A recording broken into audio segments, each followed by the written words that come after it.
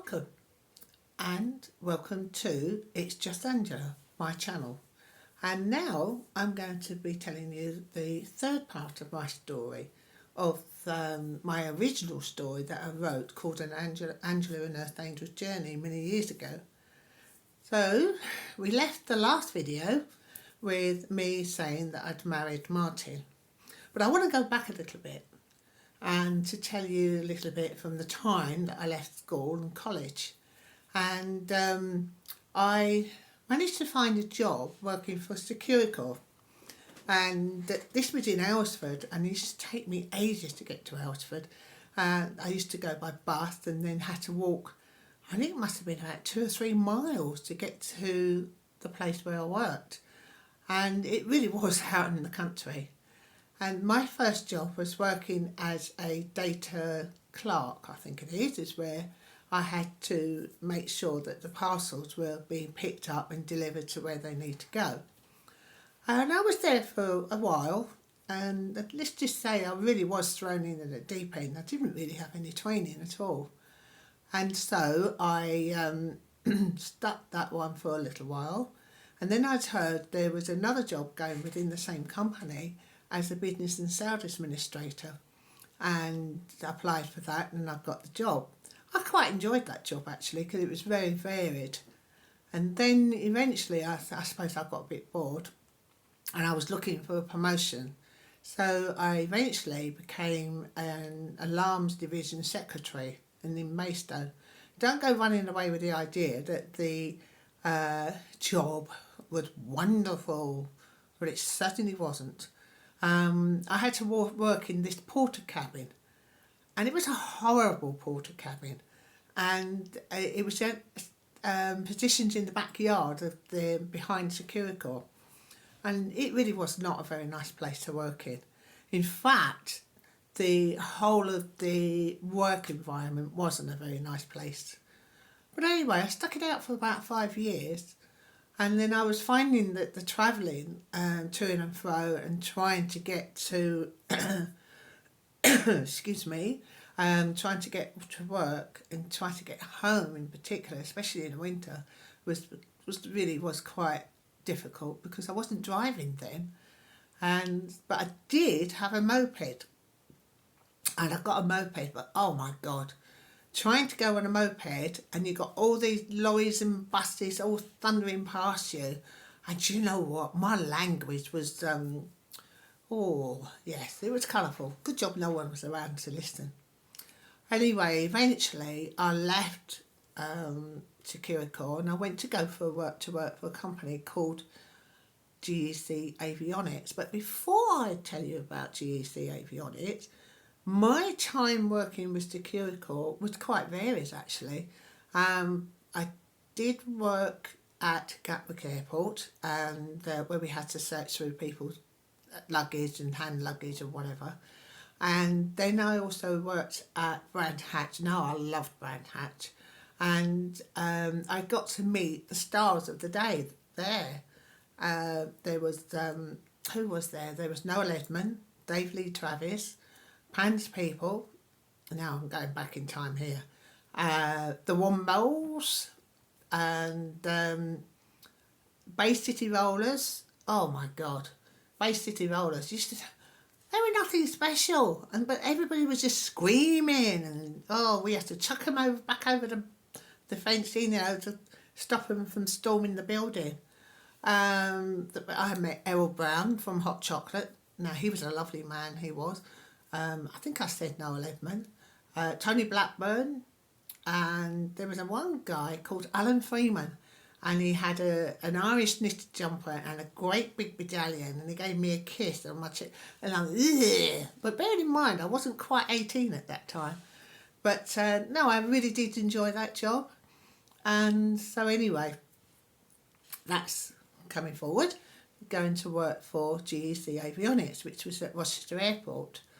And at Rochester Airport I was given the job as a purchase chaser, and when I went for my interview it was you will go high up in the ranks, you will really enjoy your job, and he made it so exciting. It was the most boring job I have ever had. And it was basically just keep going through, and what it was orders. And orders to make the components, to make whatever it is they were doing within on the factory floor. And it was so boring. And we had to keep on making sure that the stuff arrived on time so that the production could keep on. And so anyway, in the end I complained. I went to the human resources, HR, and I said, look, I am bored with this job. You've got to find me something else. And I didn't particularly like the bloke that I was working for. And he wasn't a very particularly nice man. I felt uncomfortable, as if though there was like a hidden agenda with him. So anyway, I worked there for only, 2 or 3 months. And I got another job within the company and work as in the printing department, where I had to be a cost estimator. So it wasn't bad. The working conditions weren't very good. It really was quite poor. Yes. But anyway, and then it was then that I discovered that I was pregnant with my first baby. And I was absolutely over the moon. I really was. Dave, what's his name? Martin, he was a little bit unsure because he didn't realise, I wouldn't say he didn't realise, but I felt as though he wasn't really ready to be a father. But I was getting on, I was nearly 24 when my first baby was born, and it was little Amy. And she was born in January of 1980. And she was a beautiful, beautiful baby. And I always remember holding her in my arms after I'd given birth to her and saying to her that I will always protect her. I'll always be there for her. And, it was the most amazing, wonderful time of my life. And, before that, I'm going to do a little bit of a backtrack because I suddenly remembered. And it was in 1977, and I decided I wanted to learn to drive because where we were living out in Lawswood, it really was difficult to try to get to places, especially if you're working, and it involved catching 2 and 3 buses. So I thought, right, it's time to learn to drive. And I really did enjoy driving. And then one day, the driving instructor said to me, right, I'm going to put you in for a driving test, so it's time for you to go for your test. But before I do so, I want you to read that number plate that's in front. So I had a bit of a trouble reading it. And so he said to me, right, go and get your eyes tested, and then we'll put you in for the driving test. Okay, will do. So I went for my eye test, and the optometrist said to me, I don't like what I'm seeing in your eyes, and I'm going to refer you to a specialist up in Moorfield Eye Hospital. Didn't think any more about it, So the day arrived, it was September of 1977. And I've just had my 21st birthday in July, and we'd been married a year. And went to see a Professor J, and I had to go undergo all these tests, and had a dye put into my arm so that the dye would run through my eyes so they could see everything that was going on in the back of the eyes. And I had all these students and specialists and whatever, they were all there. And I was up there with my mum. And I even remember what I was wearing. It was a white dress with all embroidery on the top and cap sleeves. And that's how memorable that day was. And I was sitting there, and I got called into the main room, and all these doctors, students and all that were all gathered around. And he said to me, I'm afraid I've got some bad news for you. He said that you're going to go blind. And as you can imagine, my world fell to pieces that day. And he said to me that you've got a genetic disease of the eyes called retinitis pigmentosa. And it means that the retina is breaking down and that my vision is getting smaller and smaller and smaller and smaller. And he said that one day, he said he gave me 25 years, but he said one day you could wake up completely blind. Your vision will be gone.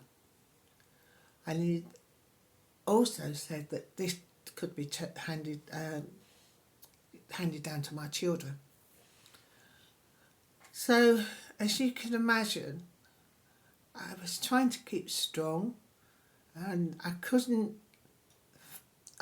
just couldn't get my head around it. You know, all you kept hearing was the words, "You're going to go blind." And I just didn't know what my life was going to be like. You know, am I going to be blind in the next few days? Because you just didn't know. And that time they didn't know much about the disease either, because they said it was quite rare. So I went home and I told Martin. I don't know what he thought really. He didn't say much. And I didn't feel I had the support that I should have had. I didn't have the understanding, the support. But I suppose in another way, I can't blame him, because I couldn't tell him any more than what the professor had said. And that was an absolute devastating time of my life. And so that was my dream of ever driving straight out the window.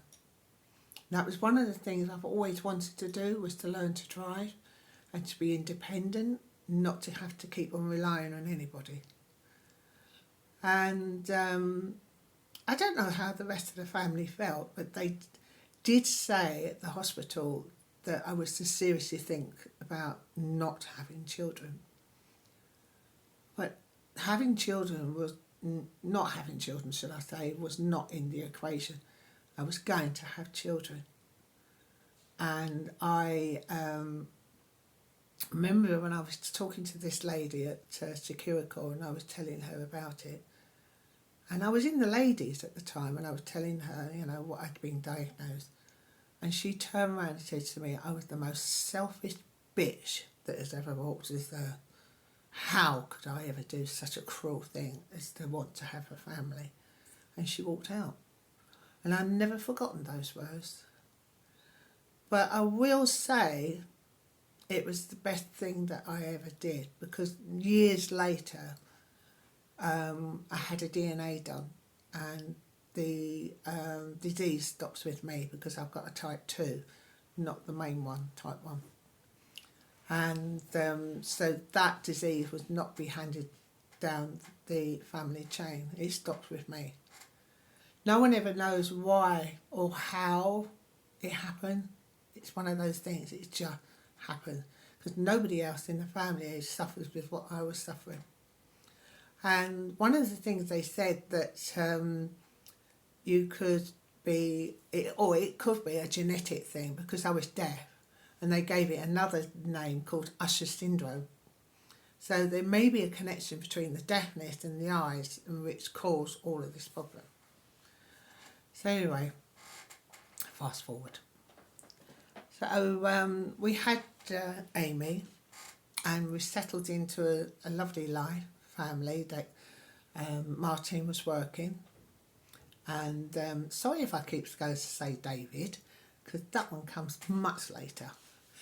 But anyway, Martin was working, and so we thought, we were in a 2-bedroom house, and I thought it's time we had another baby. So we decided to move, and we moved into a 3-bedroom house. And this is when Stephen was born. And Stephen was born exactly 3 years and 3 weeks after Amy. And he was a beautiful baby too, and very much welcomed into the family. But one of the things I did notice that people wanted to take over with what I was trying to do, like take over with pushing the pram or pushing the pushchair or take over different things. And I've had to stop people to say, don't keep trying to take over my life. I can do it. I'm not useless. So anyway, with having the 2 children, perfect, boy and a girl, absolutely perfect. And then I thought, right, I'm at home, what am I going to be doing now? I needed some money. I was going out for cleaning. I was doing cleaning. I was doing working in a fish and chip shop, but it's having to keep on relying on people as well, which was rather difficult because Martin was working, and so I thought I hit upon an idea. I thought I know what I'll do. Easy money. I started up a catering company, and I started doing weddings, birthdays and all sorts of different things, and it was hard work. Don't let anyone kid you, it's blooming hard work. So I did that for quite a number of years, and we stayed at where we were at Crestway and stayed there for a while, and then we moved again, and we moved into a place called Twiddle. Now it's not twiddle as twiddling your thumb, it's spelled as Twyddall, and it's quite ancient, this place. Well, the ground was, but it's all been built up. So Twiddle is sort of at the outskirts of Gillingham before you get to Rainham in Kent, not Essex. And so we moved there, and life continued on. And then I found I was expecting another baby, and he was a surprise because baby number 3 was born in July 1987, and we named him Murray. And he had such a lovely relationship with Amy. Now Amy was sort of like taking over as mum. She sort of like had him as the live doll, really, and she really was doing everything for him. And yeah, you know, and I'm still continuing to run the business. So we decided, we stayed for quite a number of years at Twiddle, and it really was a happy time. It was a happy house, everything was wonderful. And then we decided that, I wish I hadn't actually, I don't know why, but I had this itchy feet. I must have been taken after my mum, because I decided I wanted to move again. And this time we moved further into Gillingham, and we moved into a 4-bedroom house, because there was a conversion upstairs, and we moved there, and then life really did start to change. But before we did all of that, we got involved with the Born Again Christian, and I was even baptised as the faith, and I was sort of going around trying to find where I fitted. It's like a sense of belonging, wanting to know where you belonged. And so I thought, right, we went to the Born Again Christian meetings every week, religiously. The poor children, they were bored out of their skull. But I don't know, there was just something there that I really was, I don't know, I was happy, but there was just something missing. I don't know what, but there was something missing. And so I thought, right, I started getting involved or noticing about having readings or using tarot cards. Now back then, tarot cards were evil. You know, you're not allowed to use them. You're all this.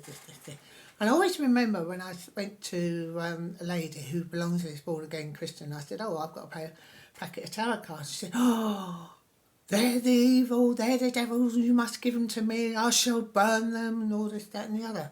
Which she did, but I didn't think any more about it. And so there was just that something at the back of my head don't know what, but it was just that something. And so I thought, right, nothing more. I was just checking to see what I was going to tell you about next, because I've got a list on the side here. And do you think if I can read it? No. But anyway, I then decided that when we'd moved further into Gillingham, I thought something's missing. Something really was missing in the row of shops. And where we were before, there was a lovely baker's, and it used to do some fantastic rolls and cakes and everything. And I thought, I know what I was going to do. I'm going to open up a baker's. And so I opened up a bakery. And I got my supplies from the one in Twiddle. And I also expanded doing cafes, takeaways, and you name it, I did it. And it was hard work, but I really enjoyed it because I got to meet a lot of people. And unfortunately, not long after we opened up the business, poor Stephen, he had appendicitis. And he was in a pretty bad way. And I remember he went into hospital on the 1st of August. No, it wasn't appendicitis. It wasn't. It was, he couldn't walk. That's right. His back went and he couldn't walk. And that was it. It was the 1st of August. And they took him into hospital by ambulance. And they thought, we were, as you can imagine, very, very worried. Extremely worried. And so we was waiting and was trying to find out what was wrong, and they admitted him in, and he was in hospital for about 6 weeks, the whole of the summer holidays. And they were even turning around and saying it was his imagination. No way was it his imagination. What child at age 11 wants to spend all the summer holidays in a hospital? And so anyway, this is when my life started to change. And I discovered that Stephen had a friend, and his friend's mother, called Jill, wanted to come and visit Stephen and asked for my permission. I said, yes, okay, fine. So I met her. So anyway, we were sitting there talking and all the rest of it, and I said, well, I never knew my father and all the rest of it. She said, well, your father's here. And I went, what? What do you mean my father's here? I actually really thought she was crackers. So she said, well, come with me. And we went to the passageway, and she started talking to me. And she said about, she can communicate with spirit. And I thought, whoa, this is a weird lady here. And then she said to me, no. She said, it's real and all the rest of it. And I thought, right, okay. Let her get on with it, sort of thing. And then afterwards, Stephen eventually came out of hospital, but he still couldn't walk. But what the amazing thing was, he was shuffling, shall I say, across the living room, and he tripped and fell. And all of a sudden, his spine sort of like clicked all back into place, and he could walk again, which was quite amazing. And then Jill said to me, would you like to go to a spiritualist church? And I thought, yeah, all right, anything for, I don't know. I don't know what I was thinking at that time. I really didn't, because, this was all new to me. No one's ever spoke about spiritual stuff before, or ghosts, or all these things, So anyway, we went into what was called Sanctuary of Healing Church in Chatham. And do you know what? I walked through those doors and I felt I'd come home. That's where I belonged. And Jill said to me though, she said, don't tell Martin where you're going, because he won't like it. And I thought, right, so I didn't. So I used to sneak off on a Sunday, going to the Sunday services, and we used to get messages and all that sort of thing. And eventually I did tell Martin what was happening. The poor fellow, he was thinking I was having an affair and sneaking off. I said, no, I was only going to church. And so you can imagine what, excuse me, what a relief it was for him. So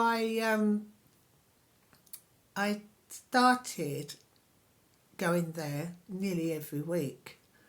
And then they said to me, would you like to join a circle? You should be joining a circle. You should be up here doing what I'm doing. And I'm thinking, you're crazy.